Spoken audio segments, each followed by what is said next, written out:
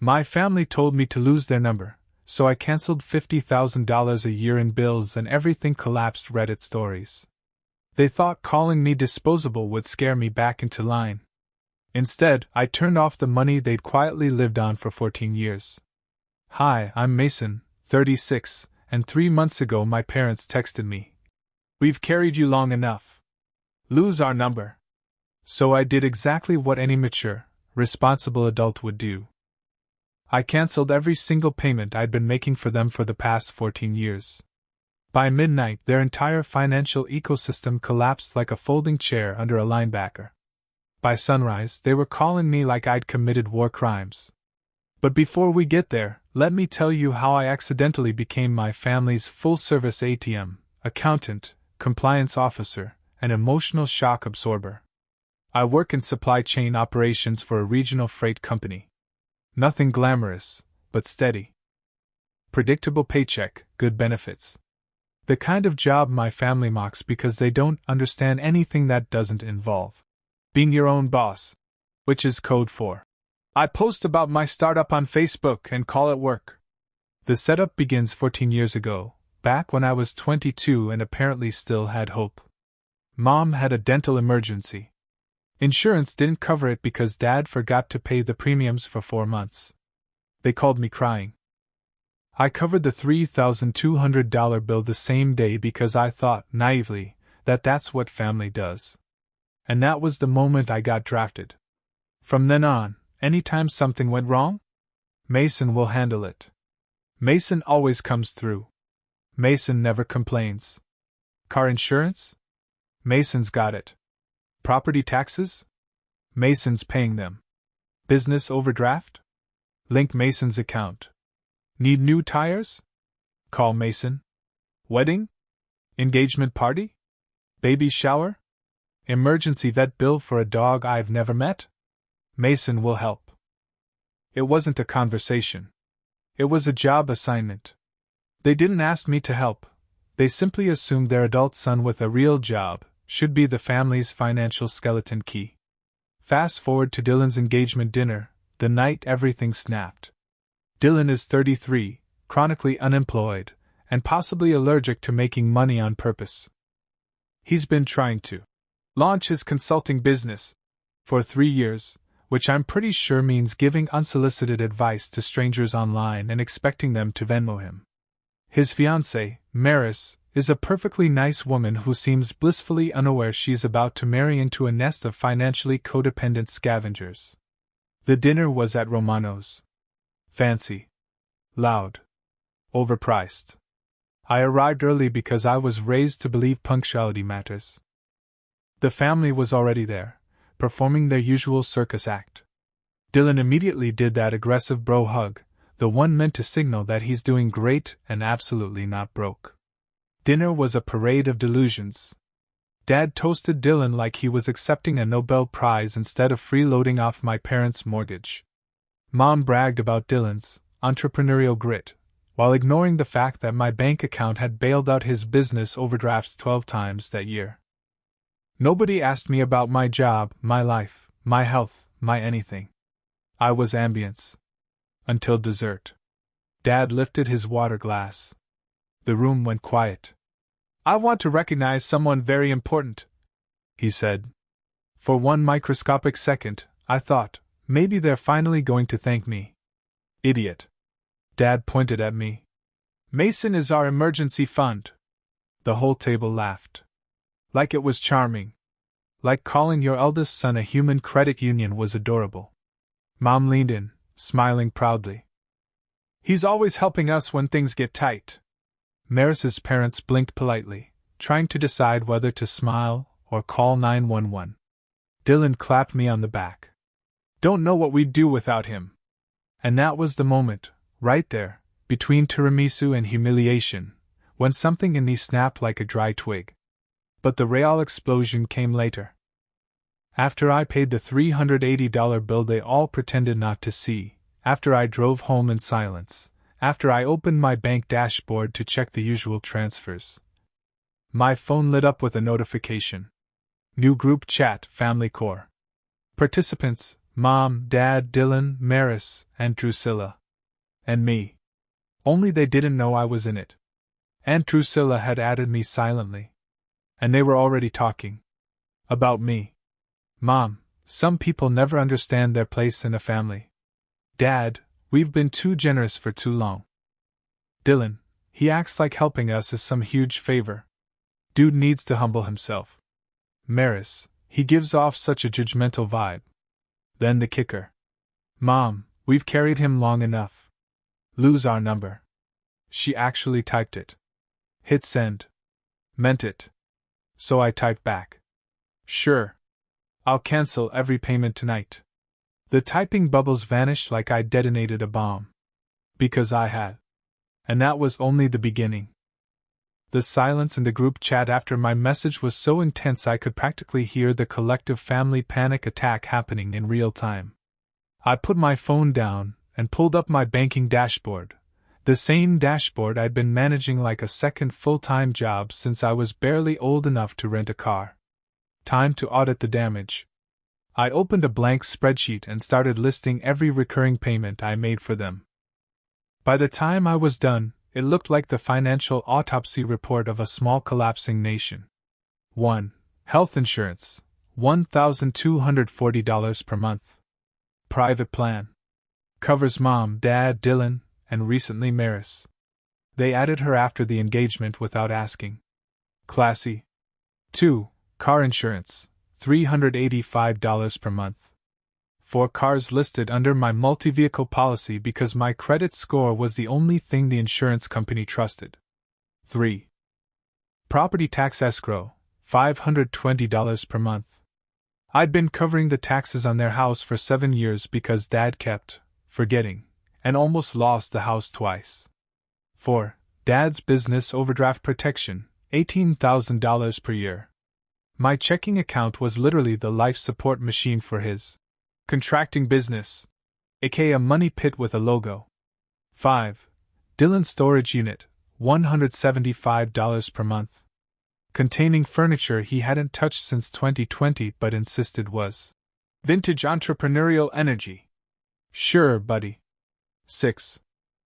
Streaming services they all used under my accounts. Netflix, Hulu, HBO, Spotify, Amazon Prime. Total?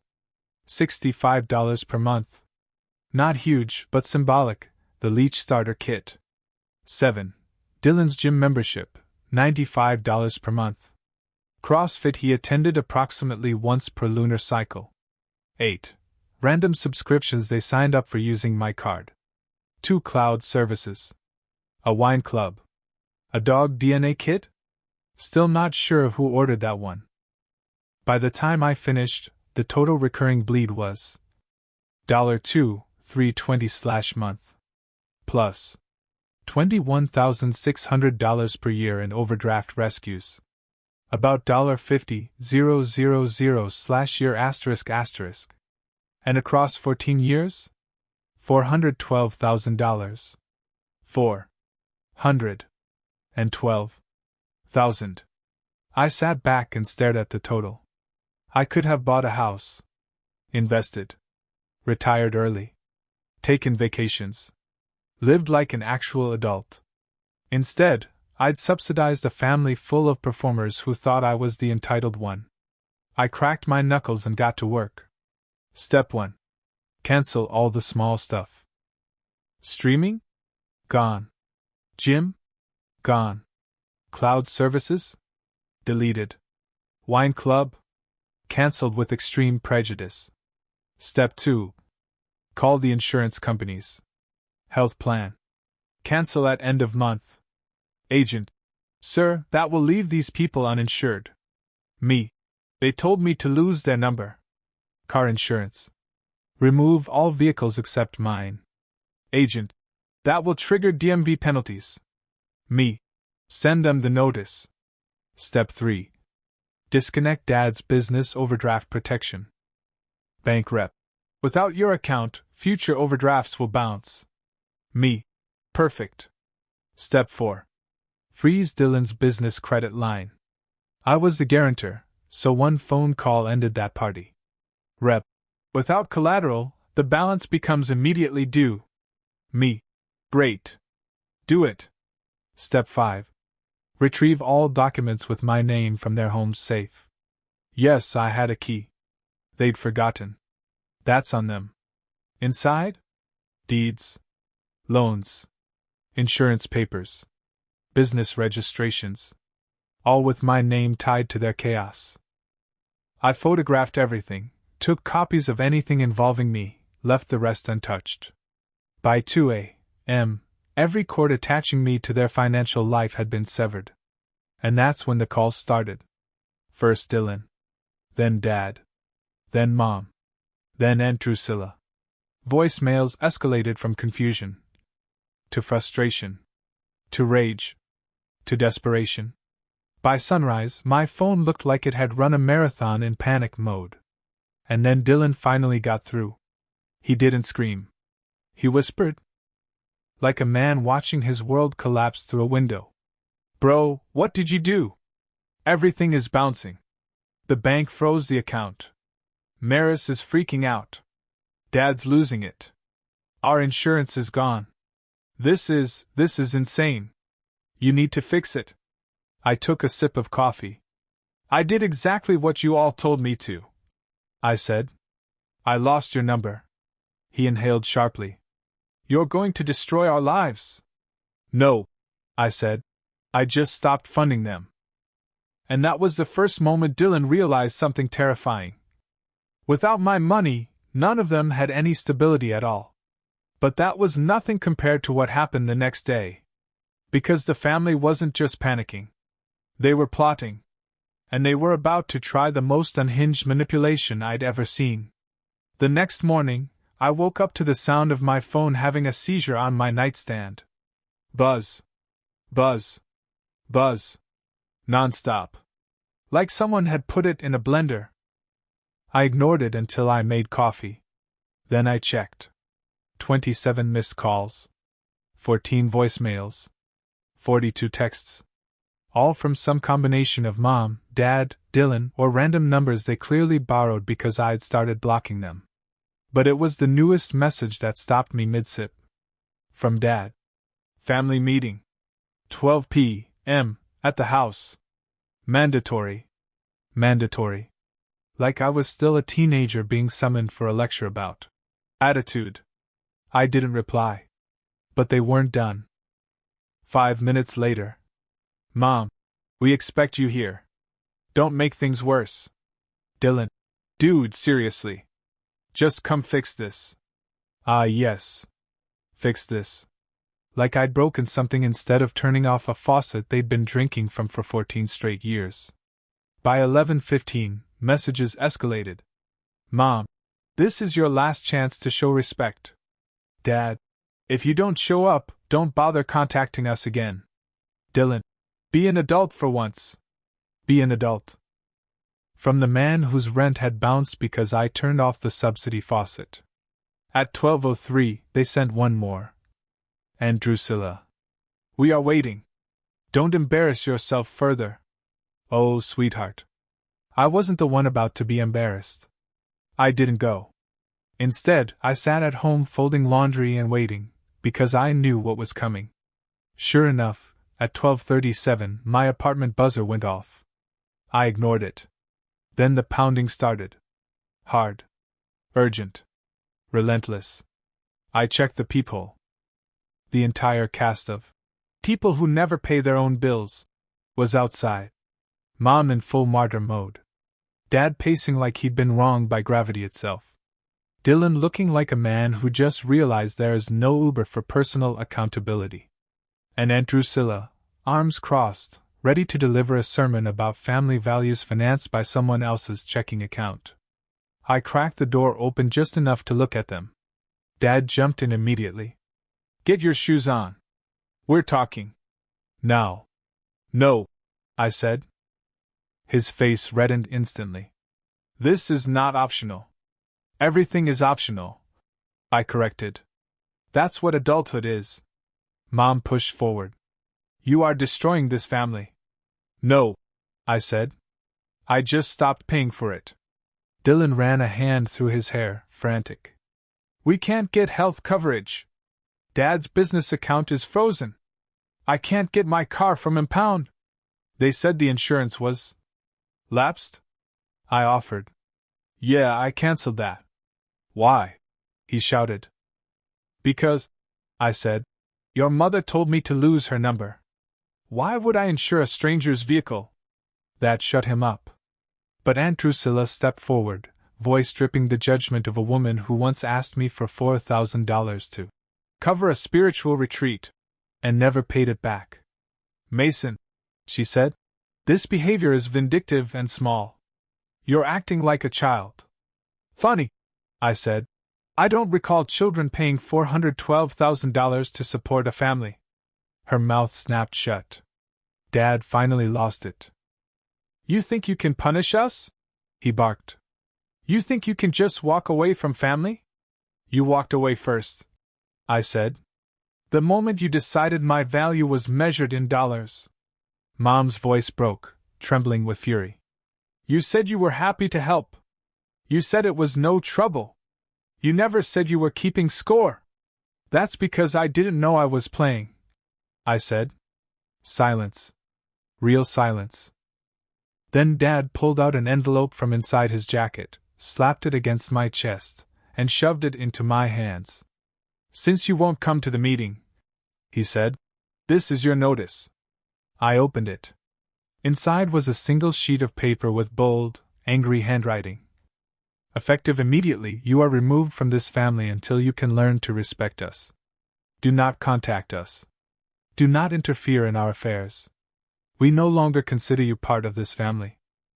Signed by Mom, Dad, Dylan, and unbelievably, Maris. The fiancé who'd known me for 2 dinners was signing documents banishing me from my own family. I started laughing. Not maniacally.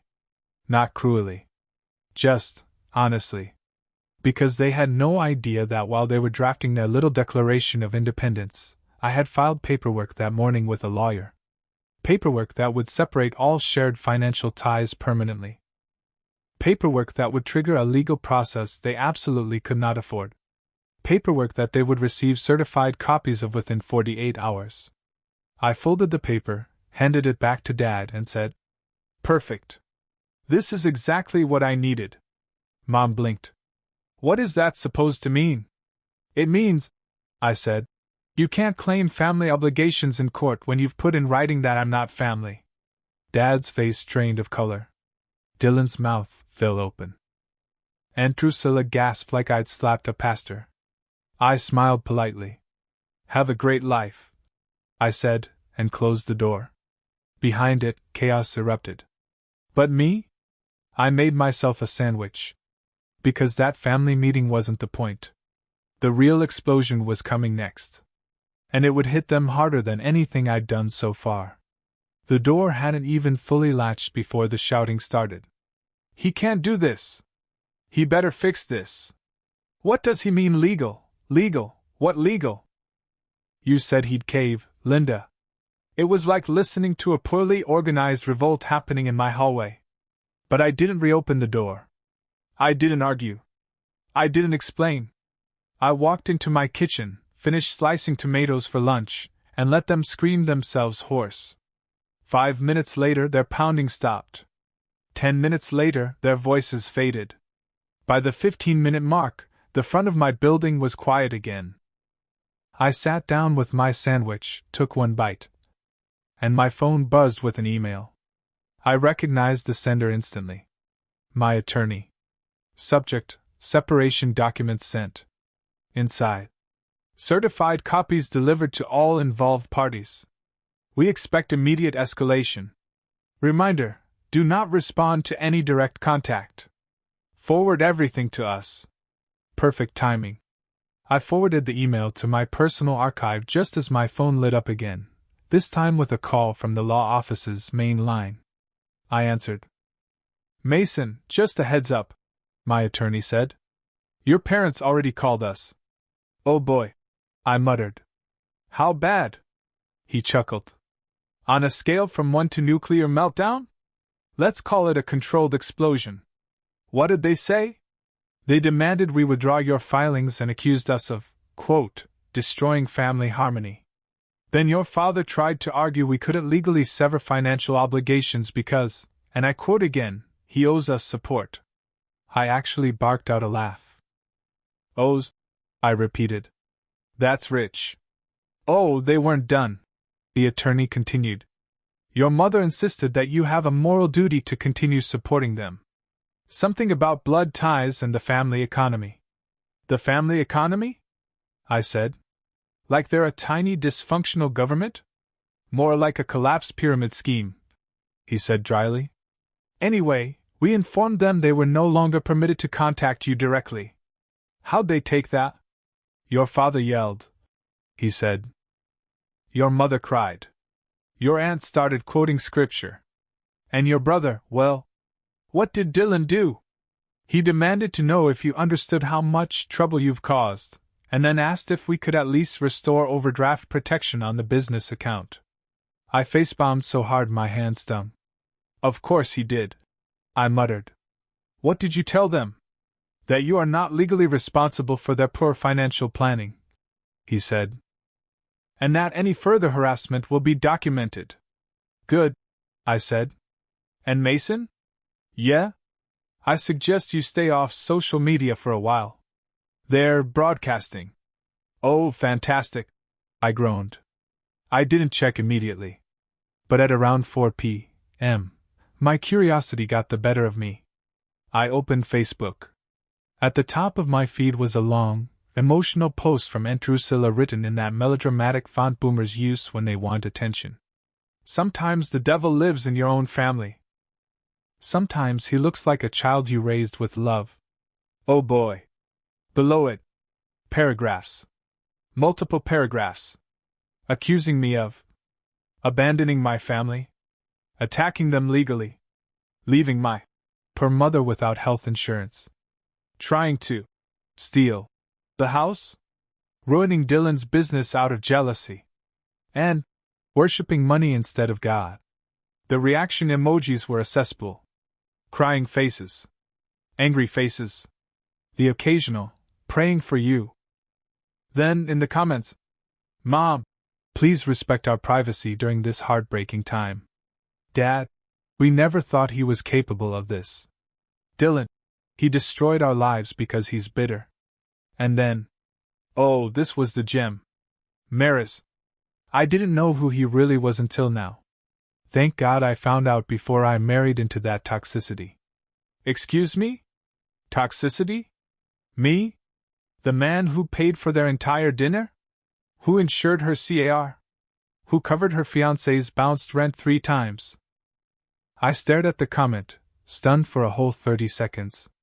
Then I started laughing. Because this wasn't betrayal. This was delusion. These people had rewritten the story so aggressively they'd actually convinced themselves I was the villain. That was the moment. Right then, reading that parade of self-inflicted nonsense. When something clicked into place inside me. Not anger.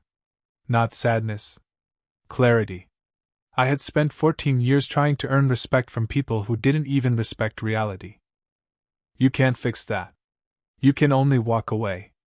At 6:12 p.m. My attorney emailed me again. Call when you can. You're going to want to hear this. I dialed immediately. He answered on the first ring. I got in touch with the bank, he said. Your withdrawal triggered something unexpected. What? The house. What about it? Because you were listed as a guarantor for the refinance 6 years ago, and because you've been paying property taxes consistently, they now require your involvement before your parents can take any further financial action. I sat upright. You're saying they can't refinance without me? Correct. And they can't sell without me? Not without your signature. I blinked. So what does that mean for them? It means, he said, your family can't do a single thing with that house unless you agree. And if I don't agree? He paused, letting the weight settle. Then the bank begins foreclosure proceedings in 90 days. I leaned back slowly, realization washing over me. This was the moment everything shifted. Not because I wanted the house. Not because I wanted revenge. But because, for the first time in my entire life, I had leverage. And they had none. The first sign that they knew came at 7:42 a.m. the next morning. 3 sharp knocks on my apartment door. Not frantic. Not angry. Strategic. Negotiation knocks. I didn't answer. I already knew who it was. My building's tiny peephole confirmed it a second later. Dad, wearing his most formal polo like he was ready for a hostage negotiation. Mom beside him, hands wrung together in her concerned parent posture. And behind them? Dylan, holding a manila folder. Interesting. I stepped back from the peephole and waited. Dad cleared his throat loudly. Mason, we know you're in there. We need to talk. Immediately. I didn't respond. Mom spoke next, voice cracking just enough for plausible emotional manipulation. Honey, please, this has gone too far. We didn't understand the situation with the house. You should have told us. Told them? As in, explain the consequences of their own signatures? Their own debt? Their own decisions? They knocked again. Dad's tone sharpened. Mason, open the door. Right now. This is a family matter. Oh, so now I was family again? I still didn't respond. Finally, as predictable as sunrise, Dylan stepped forward and raised his voice. Bro, stop being childish. Just open the door and let's fix this. Fix. That was the word that made me walk back to the peephole. Because people like my family don't use fix to mean take responsibility. Fix means you fix it. You pay it. You carry it. You handle the consequences so they don't have to. And now, for the first time in 14 years, I wasn't fixing anything. I waited until they finally gave up and walked down the hall, muttering. 5 minutes later, my phone buzzed. Not a call. A text. From Dylan. You can't do this. That house is our entire life. You don't even want it. This isn't fair. I forwarded it to my attorney. Didn't respond. 20 minutes later, another text. Mom. Mason, we are begging you. Don't let the bank take our home. We made mistakes, but we're still your parents. Forwarded. No reply. Then, Dad. The one I'd been waiting for. You are not taking our house from us. If you force foreclosure, understand this, you will not be welcome in this family again. I actually snorted. Not welcome? Buddy, I'd been not welcome since 2011. They were just formalizing it now. Forwarded. Nothing else. By noon, my attorney called. His voice had the unmistakable tone of a man enjoying his job a little too much. Well, he said, your parents just contacted the bank attempting to negotiate without you. And the bank gave them a list of requirements. He cleared his throat dramatically. 1. You must be present for all refinance meetings. 2. You must sign all new documents. 3. Your attorney must approve the agreements. I leaned back in my chair. So basically, nothing happens without me. Correct. And because their credit is abysmal, the refinance will almost certainly be denied. So foreclosure is inevitable. Yes, he said. Unless you choose to save them. Which, based on your documentation, you won't. Correct. He chuckled softly. You know, Mason, I deal with a lot of dysfunctional families. But this level of entitlement wrapped in financial ignorance. Truly spectacular. You're telling me. One more thing. He added. They tried to claim you'd verbally agreed to support them indefinitely. I laughed out loud. He continued. Fortunately, the group chat screenshots completely undermined that argument. Glad their trash talking finally did something useful. Exactly. Legally speaking, they've hung themselves. I exhaled slowly. Not relief. Not triumph. Just confirmation. For the first time in my life, the rules had changed. At 3 p.m., things escalated. Hard. Security at my workplace called. A voice I recognized, exasperated, tired, on the edge, said, Mason? There's a man here insisting he's your father. Refusing to leave. Of course. Of course, this was where we were heading. I walked down to the front desk. And there he was. Dad. Red-faced. Breathing hard. Holding that same manila folder like it was a bomb he needed me to defuse. He saw me and immediately launched in. You can't do this to us, Mason. They're going to take the house. We'll be homeless. Is that what you want? No, I said calmly. What I want is separation. You're punishing us. No. I'm stepping away from financial responsibilities that were never mine. You owe us. There it is, I said quietly. The truth. Security stepped closer. Dad noticed. Tried to soften his voice. Mason, son, we raised you. We supported you. I tilted my head. When? Give me one example. He opened his mouth. Closed it. Tried again. We gave you a home. When I was a child. That's called parenting, not a loan. He swallowed. Then, desperate. Just sign the refinance. Just that one thing. Then we'll leave you alone forever. I stared at him. At a man who had never once in his life kept a promise involving the words, "We will." No, I said. He flinched like I'd slapped him. Then his face twisted with fury. You're dead to us. Security escorted him out. He didn't look back. At 6:30 p.m., I got a final text. Not from Dad. Not from Mom. Not from Dylan. From Maris. I don't know the full story, but I do know this. Nobody deserves to be treated as a walking bank. I'm sorry for ever participating in that dynamic. For what it's worth, you did the right thing. Take care of yourself. I stared at the message for a long time. Then typed back. You deserve better too. Send it. Deleted the family chat. Turned my phone off. Made dinner. For the first time in 14 years, I ate without waiting for a crisis call. And somewhere between the first bite and the last, I realized something simple and devastating. They didn't lose their house because I stopped helping. They lost their house because they never learned how to stand on their own. I just stopped pretending I could hold up the entire structure alone. The foreclosure notice hit them like a meteor. Not because it was unexpected.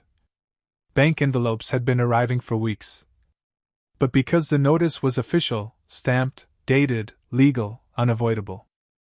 At 9:12 a.m., my attorney forwarded me a scanned copy with a one-line message. Brace yourself. 20 minutes later, my phone, on silent mode for good reason, lit up with 19 consecutive messages. All from Dylan. I didn't open any of them. My attorney did. His email came first. Recommend you do not respond. They're oscillating between threats and begging. We anticipated this. Then he added, your parents contacted the bank claiming you forged signatures in 2018. Bank already verified, it was all legitimate. Attempt to shift blame noted. I actually laughed. Forged signatures? The same people who bragged for years that I took care of all the boring adult stuff were now trying to imply I tricked them into letting me pay their taxes? Classic. At noon, HR knocked on my office door. Mason, there's a woman in the lobby refusing to leave unless you speak with her. I didn't need to guess. I walked down, already mentally exhausted, and yep. Mom. But not guilt-crying Mom. Not martyr Mom. This was campaign mode Mom, armed with a folder, forged confidence, and a nervous smile. Mason, she said brightly, like she wasn't trespassing in my workplace. Honey, we need to talk. I stayed silent. She lowered her voice. It doesn't have to be messy. We can solve everything today. Security hovered behind her, already ready to intervene. Mom, I said quietly, you can't be here. But it's important, she insisted. Your father is devastated. And Dylan, oh, he's falling apart. I just spoke to a lawyer who said you're being manipulated. And you don't even understand it. I understand perfectly. She glanced around nervously. Then leaned in. We think your attorney is misleading you. He's turning you against your own family. For profit. I blinked. You hired him, I said. She faltered. Well, yes, but... And he's following my instructions. Documenting everything you've done. Which, frankly, is a full-time job. Her voice sharpened. Mason, we're your parents. Yes, I said. And you misused that position for 14 years. That's not fair. She snapped. Then softer. We raised you. I don't owe you lifetime financial servitude. Her eyes hardened with something cold. A last-ditch tactic? Fine, she said. If you won't help us, we'll take this public. Ah. There it was. The nuclear option. She lifted the folder slightly. Inside, I caught a glimpse of printed screenshots from my own social media pages. You have a good job, she said. A reputation. I'd hate for people to think you abandoned your family in their time of need. I stared at her. Long enough that she shifted uncomfortably. Then I spoke the calmest sentence of my life. Mom! I forwarded the group chat to my attorney. Her eyes widened. Panic hit instantly. She hadn't known I saw those messages before being kicked out. She hadn't known I'd documented everything. You what? She whispered. The bank has it too, I said. And since you're threatening to defame me, my lawyer will be thrilled. This strengthens my case. Her mouth opened and closed like someone drowning. Mason, she said weakly. Honey, we didn't mean any of that. You know how people talk when they're frustrated. They called me toxic. She flinched. They said I was superior, entitled, dramatic. She looked at the floor. They said they carried me. Her voice shook. We were angry. No. You were honest, I said. Anger just removes filters. Silence stretched between us. Then security stepped forward. Ma'am, you need to leave. She didn't fight. Just turned, walked out the doors. And didn't look back. I stood there in the lobby for a few seconds, letting the adrenaline drain. Then I went back to my office. Sat down. Opened my laptop. And saw a new email from my attorney. Subject line. Your aunt is collapsing. Apparently, Aunt Drusilla, family loyalty evangelist, queen of emotional manipulation, had tried to intervene with the bank on my parents' behalf. She told them she was representing the family. The bank informed her that she had no legal authority. The property was in foreclosure. A legal dispute was pending. Further interference could constitute harassment. Her meltdown was apparently spectacular.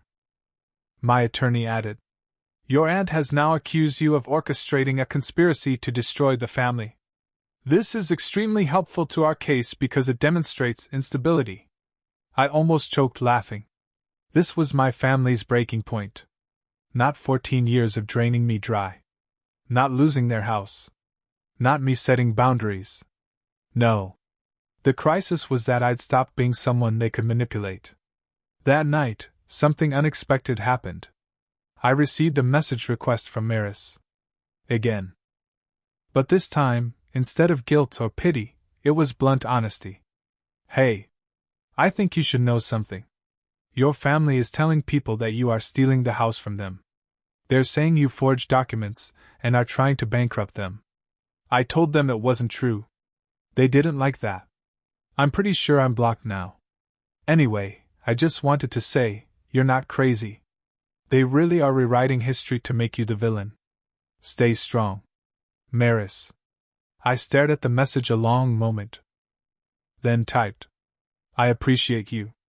And I'm sorry you got dragged into their orbit. She replied almost instantly. Honestly? Breaking off the engagement saved my life. Good luck, Mason. You deserve peace.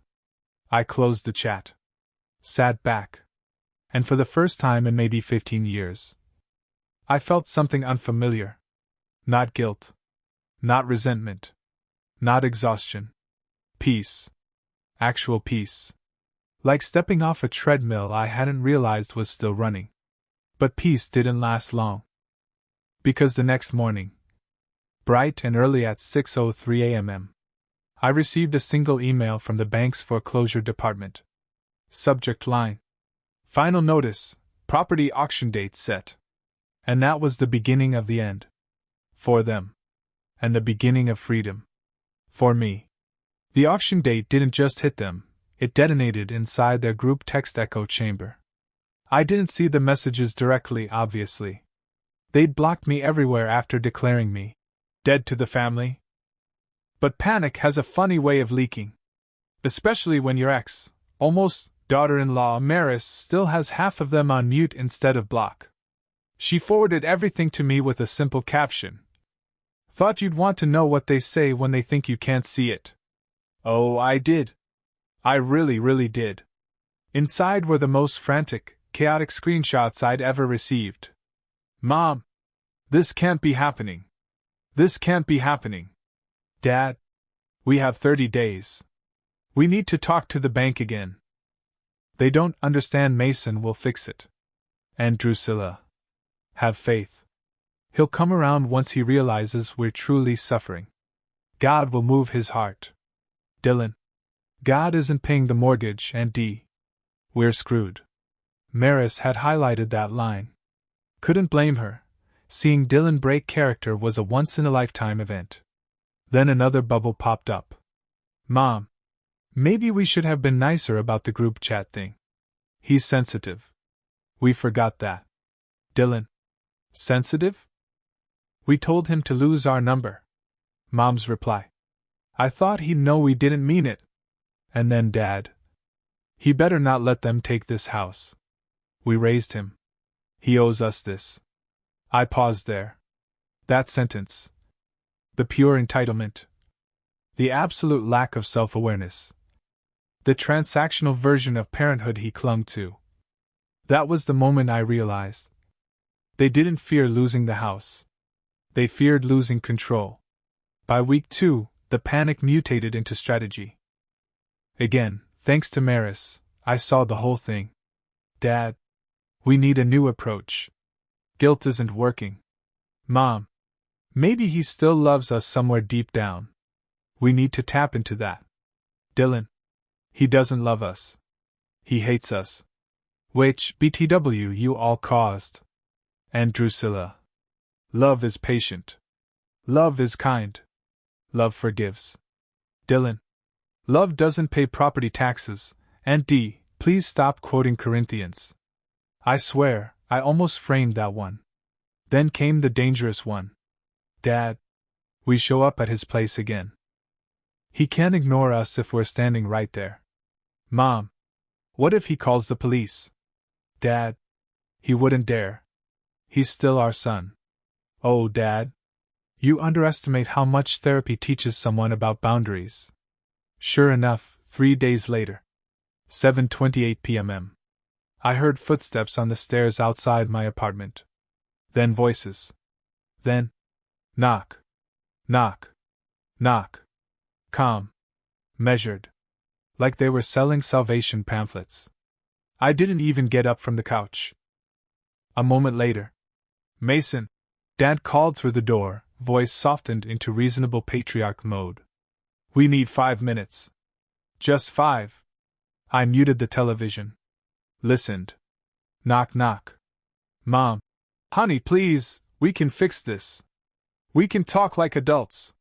Knock knock. Dylan. Bro, open up. We're willing to compromise. That got a snort out of me. Compromise, meaning I give them everything they want. And they graciously stopped screaming. Then Dad tried the speech. Mason, son, this family is broken. But it's not too late. We can heal. We just need you to come home. Just talk to us. There it was. The trap disguised as compassion. I let the silence drag for a solid 20 seconds. Then, through the locked door, I said evenly, Leave my property. Or I call the police. A beat. 2. 3. Then Mom gasped. You wouldn't. I would, I said. And I will. Dad tried one more time. This is your family, Mason. No, I said calmly. This is a group of adults refusing to face consequences. Another long pause. Then footsteps. Then the creak of the stairwell door opening. Then nothing. I exhaled. Picked up the remote.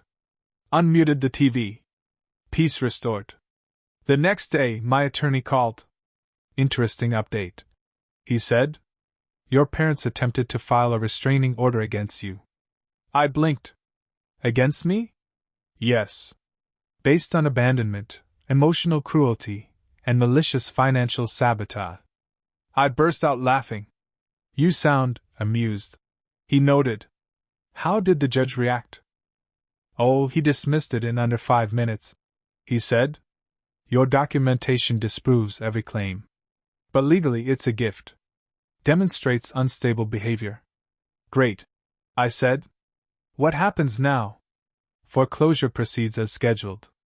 They will receive displacement notices next week. I rubbed my face. It wasn't joy I felt. It wasn't guilt either. Just a quiet, sobering truth settling in. They were never going to change.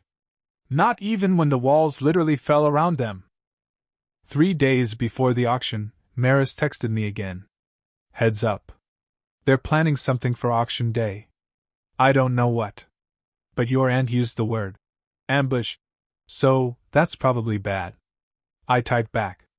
Thanks. I'll be ready. And I meant it.